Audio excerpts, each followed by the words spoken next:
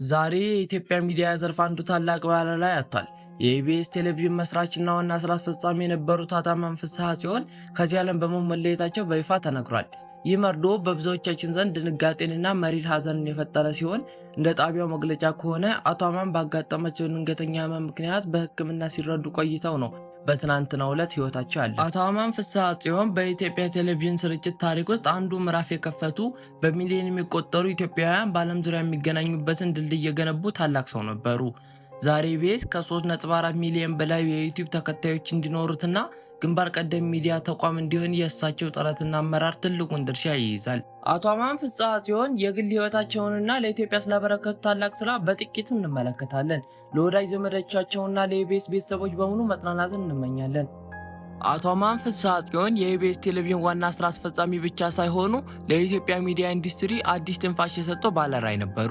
ዛሬ በሚሊዮን ቤታችን ውስጥ የሚታየውና ከ3.4 ሚሊዮን በላይ ዩቲዩብ ተከታዮችን ያፈራው ኢቢኤስ በእሳቸው ጠንካራ አመራርና ጽናት የተገነባ ተቋም ነው። አቶ አማን ኢቢኤስን ሲመሰርቱ ዋነኛ ዓላማቸው በዓለም ዙሪያ የሚኖሩ ኢትዮጵያውያንን ከሀገራቸው ከባህላቸውና ከማንነታቸው ጋር የሚያገናኙበትን ዘመናዊ ድልድይ መፍጠር ነበር።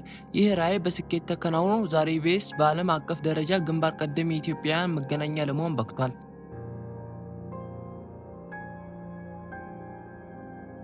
በዚህ ክፍል ላይ እንደምንመለከተው አቶ አማን ያመጡት የለውጥ ይዘት ጥራት ብቻ ሳይሆን የቴክኖሎጂ አጠቃቀምንም ጭምር ያካተተ ነበር።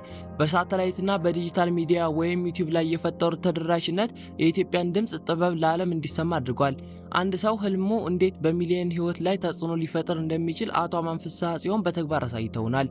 ይህ ክፍል ትኩረት የሚያደርገው በአቶ አማን ጽዮን ፍስሐ አርአያነት ያለው አመራርና ለወጣት ሚዲያ ባለሙያዎች በነበራቸው አባትነት ላይ ነው። የአቶ አማን ፍስሐ ጽዮን አሻራ በቴሌቪዥን ስክሪኖች ላይ ብቻ የተወሰነ አይደለም።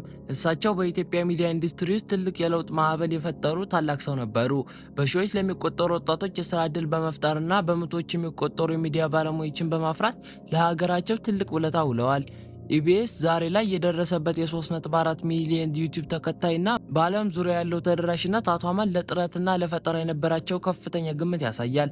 ዛሬ ላይ እሳቸው በአካል ባይኖሩም የዘሩት የፈጠራ የጥራትና የጠንካራ ስራ ባህል ግን በትውልድ ዘንድ ሲታወስ ይኖራል። የኢትዮጵያን ባህል፣ የኪነ ጥበብና ዜና ለዓለም አቀፍ ማህበረሰብ ተደራሽ ለማድረግ የከፈሉ መስዋዕትነት ሁሌም በታሪክ መዝገብ ላይ በደመቀ ሁኔታ ተጽፎ ይኖራል። የአቶ አማን ፍስሐ ጽዮን ድንገተኛ ህልፈትና መላውን የኢትዮጵያ ህዝብ ብቻ ሳይሆን የሀገሪቱን ከፍተኛ መሪዎችና ታዋቂ ሰዎች በእጅጉ አሳዝኗል። የአቶ አማን ህልፈት ከተሰማበት ሰዓት ጀምሮ የኢትዮጵያ ጠቅላይ ሚኒስትር ዶክተር አብይ አህመድ ጨምሮ በርካታ ባለስልጣናት እና ታዋቂ ሰዎች ትልቅ ሀዘናቸውን ገልጸዋል።